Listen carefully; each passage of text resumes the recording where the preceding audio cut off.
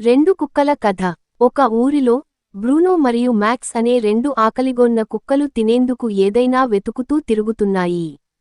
ఒకరోజు మాంసం దుకాణం దగ్గర ఒక రుచికరమైన ఎముక కనిపించింది. ఇద్దరూ ఒకేసారి దాని మీద పడిపోయారు.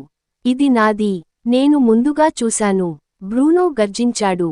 లేదు, నేను ముందుగా వచ్చాను, కాబట్టి ఇది నాదే, మ్యాక్స్ గుసగుసలాడు.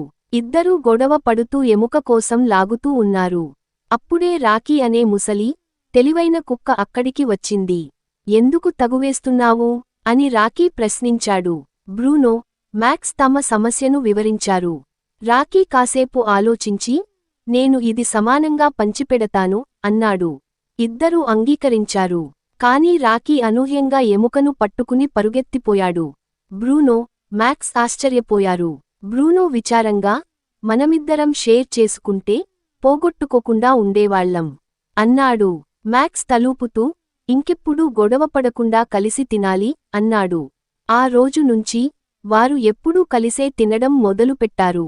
నీతి: గొడవ పడటం వల్ల మనం అన్నీ పోగొట్టుకోవచ్చు, పంచుకోవడం నిజమైన ఆనందాన్ని ఇస్తుంది.